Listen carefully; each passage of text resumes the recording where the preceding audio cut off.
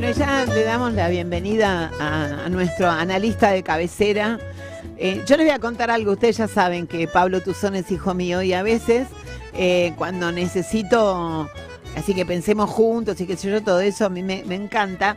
Y otras veces hago la trampa porque es tan difícil encontrarlo a veces que entonces lo invito para entrevistarlos y charlamos un rato y lo veo. ¿No, Javier? Así lo vemos un ratito. Así que bueno, bienvenido, ¿cómo te va? No, me parece muy importante todo lo que tenés para decir, pero de paso te veo. Pero de paso te veo, sí, sí. No, pero está bueno, porque digo, está bueno. Cuando uno se transforma en la madre de, es fantástico, es fantástico. Misión cumplida, puede decir. Bueno, la madre de, en este caso, te quiere preguntar acerca de cómo están marchando un poco las cosas en los proyectos de ustedes, o sea, de los equipos. Estamos hablando cómo anda Panamá Revista, que este fin de semana se mandó un dossier espectacular que nos tuvo a todos en vilo. Era, a ver, y ahora con qué siguen, y ahora con qué siguen, y ahora con qué siguen, porque fue... la verdad, muy bien aprovechado el fin de semana largo para ir largando una nota por día. Eso estratégicamente me pareció muy interesante. Si bien a vos te mantuvo adentro del cubo, editando todo el tiempo. El dossier se llama Los Centrales. ¿Por qué el nombre y de qué se trata?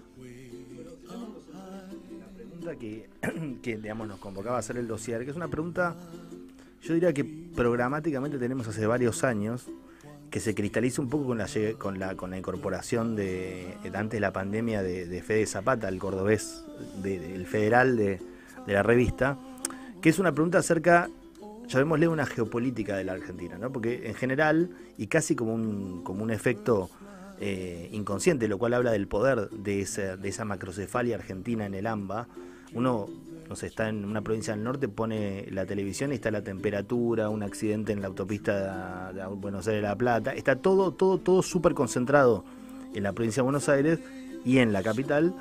Y bueno, y lo que sucedió el año pasado, entre muchas cosas que pasaron, fue una especie de una paradojal rebelión, ¿no? Porque fue con un más porteño de todo que Milei, pero que mucho parte del voto argentino en muchas provincias argentinas se concentró en rebelarse contra ese orden. Un orden que nosotros creemos que estaba cristalizado en las coaliciones, una con base en el PRO en la ciudad de Buenos Aires, que le llamamos digo porque con Fede lo escribimos, no porque hacemos un politburó que llamamos a la cosa todo, o un comité central, pero digamos, el partido de la ciudad con eje en el macrismo y el partido kirchnerista con eje en la provincia de Buenos Aires, ¿no? Eso hoy fíjate que sigue existiendo como tal, pero en crisis, ¿no? Una versión más devaluada, que sería la de Jorge Macri en la ciudad, como Angelici en Boca, como una especie de tercera versión un poco más agónica, y después lo que quedó el kirchnerismo peleado entre sí en la provincia de Buenos Aires. Pero más allá de eso no existe ni el PRO ni el kirchnerismo casi, ¿no? Entonces es interesante ver cómo quedó eso compactado.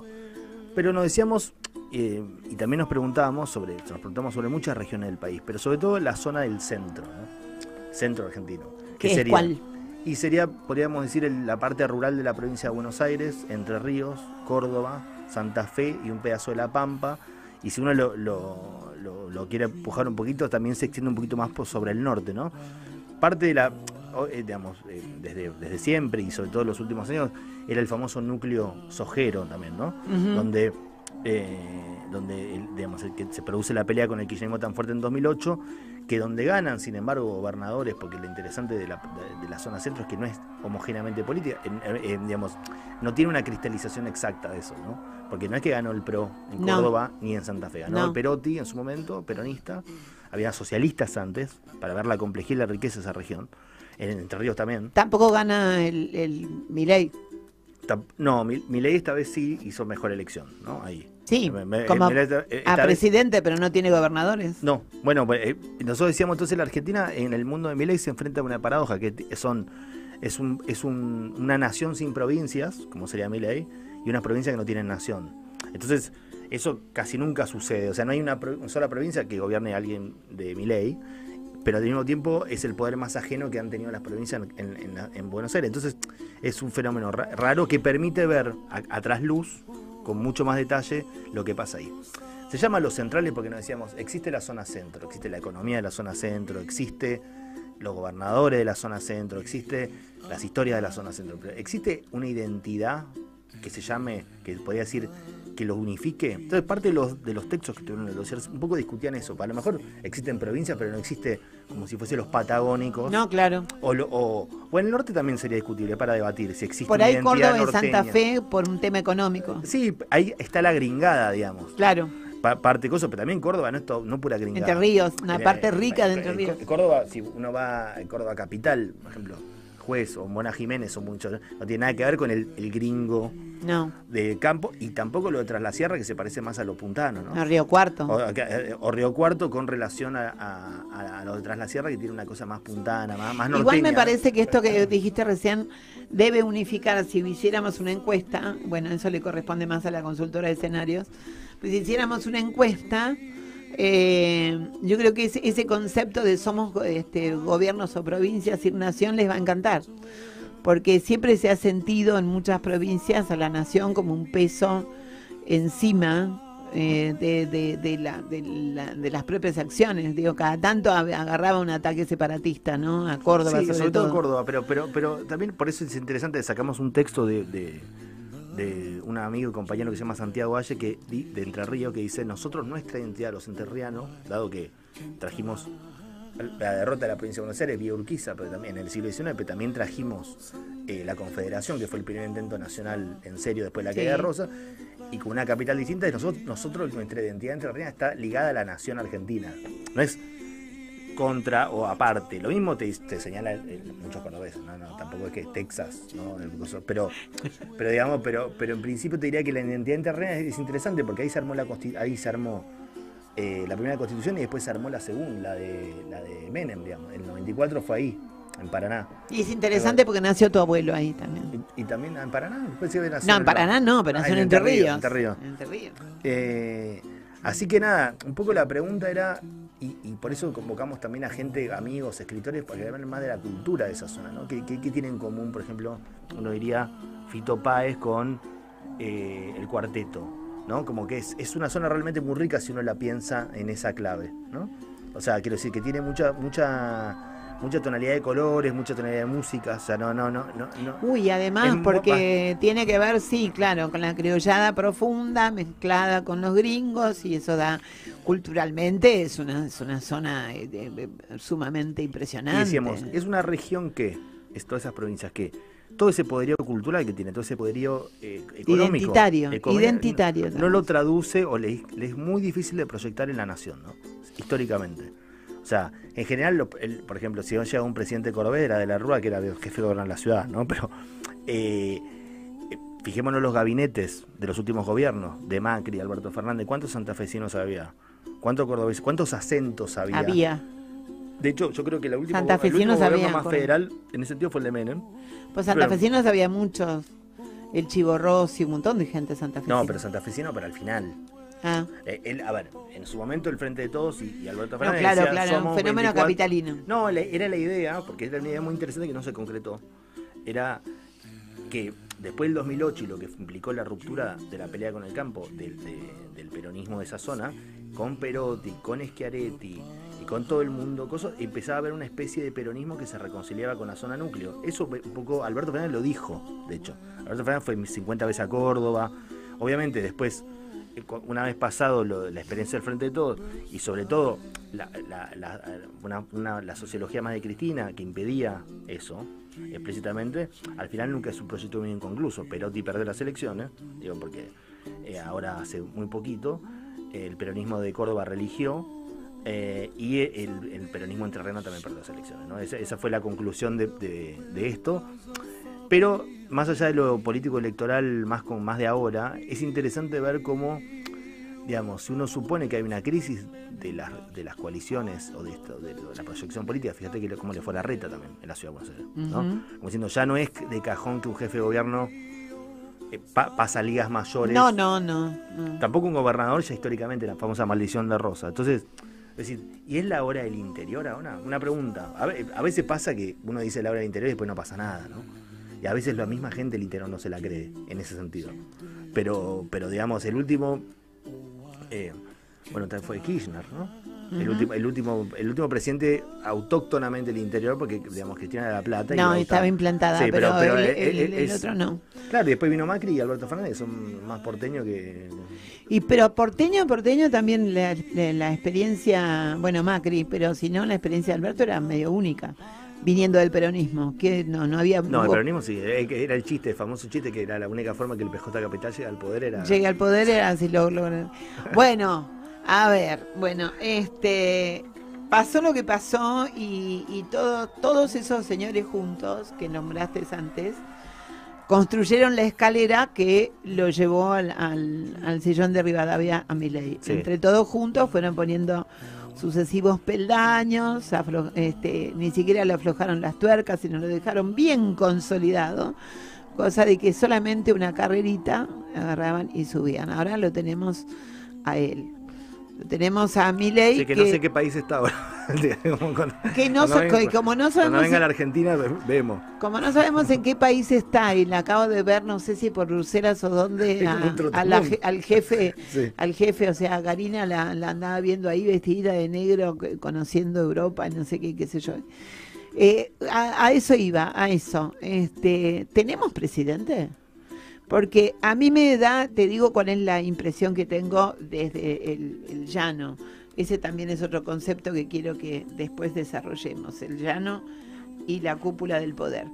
Pero digo, a mí me da la sensación desde el llano que hoy podríamos llegar a tener un gobierno medianamente intervenido hasta tanto no haya un despertar abrupto en algún lugar y se enoje el jefe o se enoje Milei y esto suceda. En Guillermo Franco, como venía a poner un poco de racionalidad a esto, ¿cómo será que hasta quienes nos oponemos a este gobierno decimos menos mal que está Franco, porque algo ahí se puede conversar, haciendo un ejercicio, casi un alarde de vieja política para poder sacar la ley bases, o sea, repartiendo dones a manos llenas, y digo dones por no decir banelcos, sino decir cosas y qué sé yo, para poder sacar la ley. Y lo tenemos a este señor viviendo en Narnia, en una Narnia internacional y de derecha, saludando en balcones ajenos, hasta la Ayuso, pensando qué hago yo, que al lado de este señor será él que tiene que gobernar, juntando gente loca por todos lados, en un fenómeno extraordinario que lo hace a él decir de sí mismo: estoy reescribiendo la teoría económica internacional, creo que me voy a merecer el premio Nobel. El presidente en el exterior, por primera vez, yo decía cuando empezamos el programa, decía que los argentinos, si nos caemos del ego, nos fracturamos mucho, y entonces siempre preguntábamos, ¿y cómo nos ven en el exterior? Bueno, yo ahora creo que sí nos ven en el exterior, y vos viniste hace poco de Londres, me gustaría saber, ¿cómo nos ven en el exterior? A ver, Milei debe ser uno de los argentinos más famosos de los últimos años, ¿no? Y quiero decir, esto atribuyámoslo a la profunda disrupción casi estética que propone Milei, en el sentido que yo siempre digo lo mismo, pensémoslo al revés, si tuviésemos acá y en el WhatsApp nos llega un video del tipo con la motosierra de un presidente de Rumania, o sea, medio que sabríamos quién es por la excentricidad, claro, de lo que propone, y porque además, y ya la gente un poquito más politizada, en la Argentina, la que se supone una tradición más fuertemente peronista y demás, también una especie de anarquista. Es la primera experiencia a nivel mundial que se registra de alguien que se define anarcocapitalista libertario en la presidencia de un país. Y bueno, es algo que efectivamente llama muchísimo la atención. Otra vez decirlo, anarco. Capitalista libertario. Me hace acordar a Laura Yusani Contenla, mi socia, que dice que ella es anarco-peronista trotskista. ¿Anarco? Anarco-trojo-peronista. Anarco-trojo-peronista. Bueno, sí. Anarco-trojo-peronista. Y bueno, a lo que iba con eso es muy conocido. O sea, la pregunta es muy conocido, y después, obviamente, al tono como está muchas de las políticas mundiales, estamos a un par de meses de la elección de Trump versus Biden en Estados Unidos, y que el probable retorno de Trump al poder, estamos ante una inminencia de un triunfo muy probable de lo que se llama Renaissance Nacional, que es el viejo Frente Nacional en Francia. Estamos como en un escenario donde gobierna Giorgia Meloni, estamos en un escenario digamos donde hay muchas ideas de ese estilo que están de auge. Y bueno, sí, Milei además no tiene ningún problema en meterse en peleas ajenas como la política ninguna. española, de ser utilizado por y pelea. utilizar eso también a su vez. Entonces, a mí me parece que, como siempre Milei, está como un pasito el sobregire, ¿no? O sea, quiero decir, hay una parte, cuando uno diga, en otros casos, ya está ahí. Siendo bueno. Ya está ahí. Pero digo, me refiero al humor social, ¿no? ¿En qué sentido? Es como lo de Luna Park, ¿no? Hay cosas que son excentricidades que se toleran cuando uno está angelado y recién llega, pero la idea realmente, que hasta a mí que me encanta viajar, me sorprende un poco la voracidad viajera del presidente en este punto, ¿no? Que él insiste que no le gusta viajar, que lo obligan. Los premios. Que él, sí, que lo obligan en el exterior, pero que siente que es la misión de cambiar el mundo y de demostrar que la derecha existe, y entonces él va, pero que él sería feliz con los perros. Es que Milei no es un nacionalista, Milei es un internacionalista de derecha. Es como si para él fuese una especie de guevarista, ¿no? Uno diría, otra tierra del mundo reclama sus modestos esfuerzos. Entonces digamos, él va como con la buena nueva, pero pareciera ser que le falta como si fuese, digamos, solo por una baja de la inflación metida por un ajuste brutal. Digamos, con la Argentina y en el mundo como estamos, con muy poquito, pero la realidad es que si uno diría, en general era al revés, digamos, las estrellas se hacían en función de lo que habían logrado. En este caso como que precede los premios a la realización, ¿no? Es como que tiene un Oscar y no has hecho la película todavía. Obviamente, ¿cuál es el mayor logro de Milei en este punto? Venir de la nada y ganarle al peronismo. Pero un peronismo que todos sabemos, viéndolo de cerca, y no tanto en el extranjero, sí, lo débil que es. Sí. O sea, digo, no afuera a veces se ven, la gente sabe dos cosas, dice, el peronismo fue como, o sea, digo, no, tal vez no se tiene en cuenta el nivel de decadencia en el que había incursionado el peronismo y en la idea, que por más que suene tal vez un poco cruel con el expresidente, pero que el presidente ya no había, ¿no? Entonces, pero ahora estamos rumbo a no ir.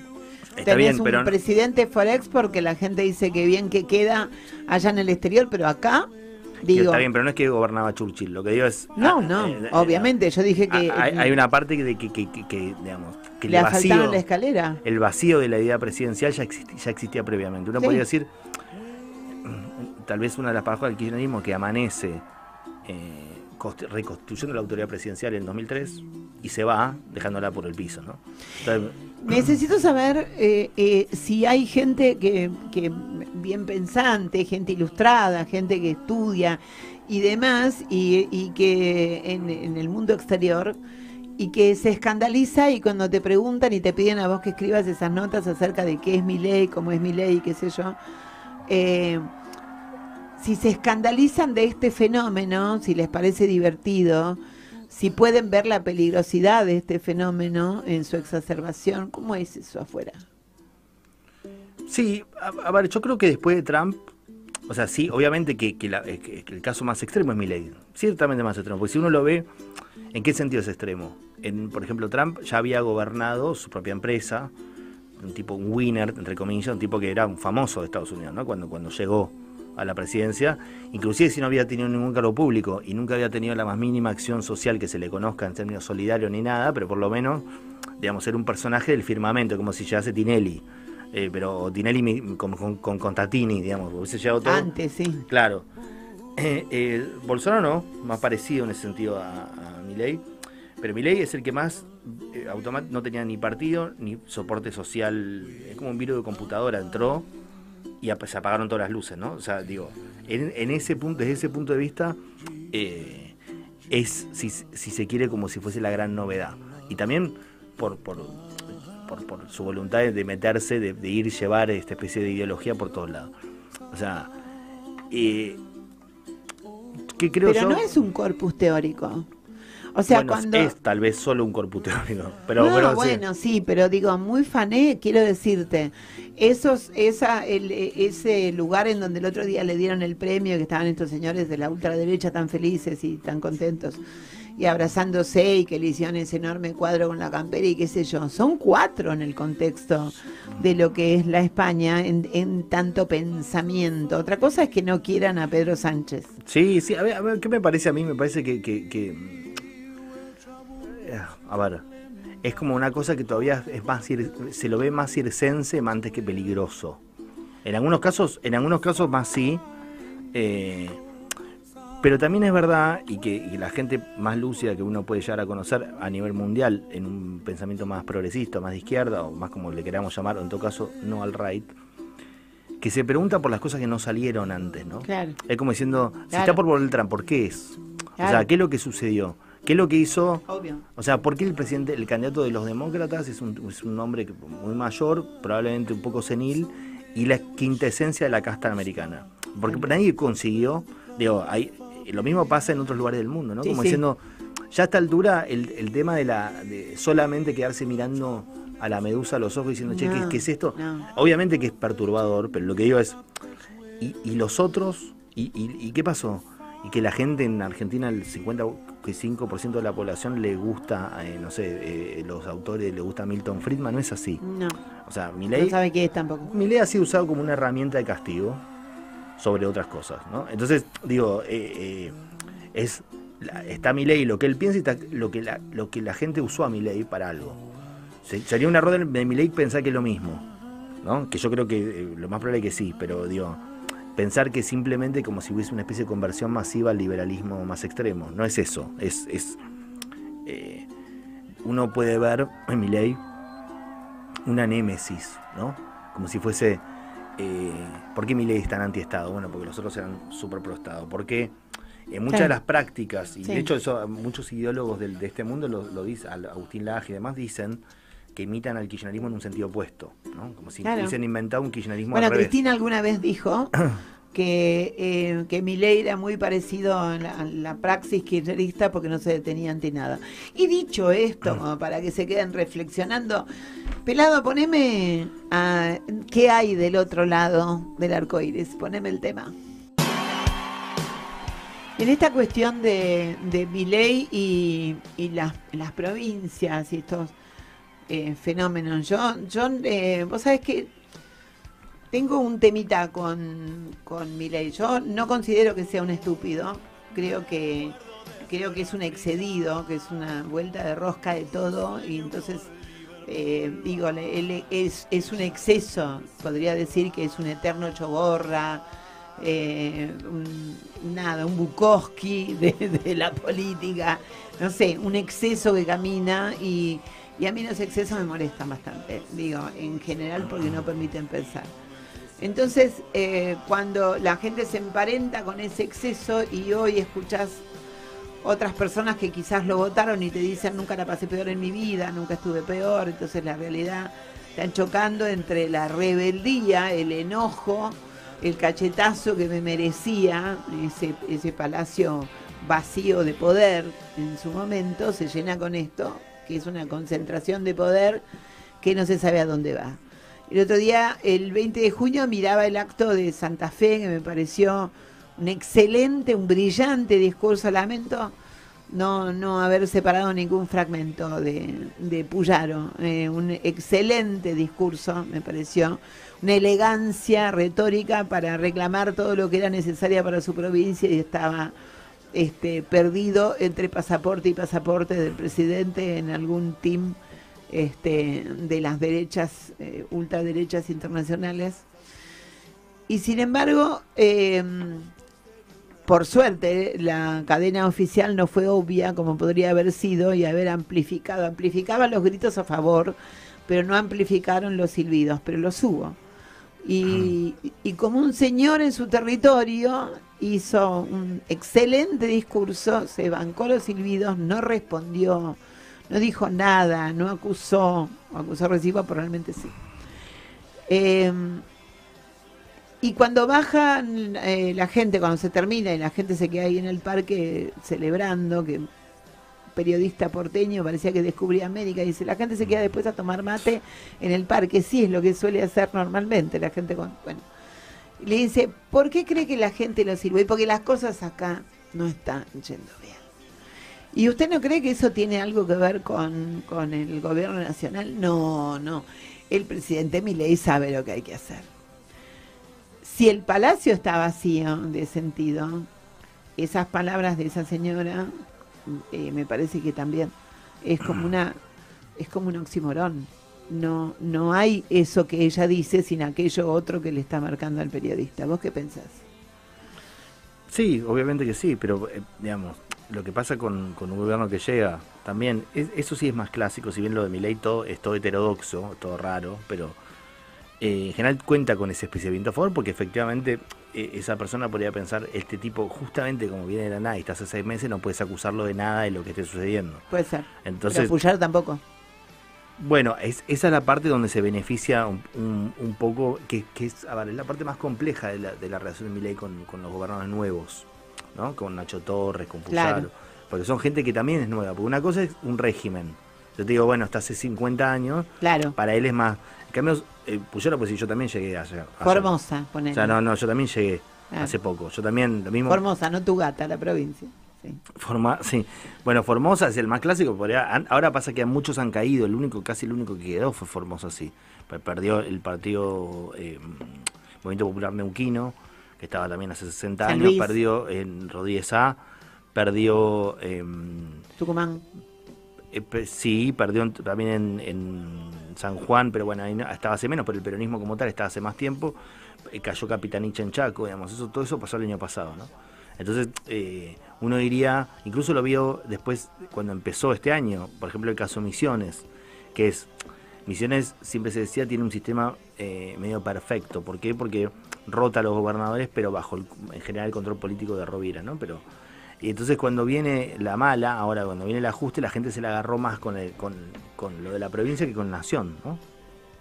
Esa ley difícil. Yo creo que hay una explicación de eso, igual, no en el caso santafesino que acabas de mencionar, no en el caso santafesino, pero en otro caso hay una explicación que es tal vez la convivencia de la gente con muchas de las élites provinciales que sienten como Que diciendo, no se movieron. que está jugando al tenis al mediodía viviendo en un country. Entonces la parte más revanchista que tiene el proceso Milei, que diciendo, bueno, mirá cómo la gasta, mirá. Entonces cuando el tipo dice el ajuste en las provincias, a veces todavía esto obviamente va a cambiar.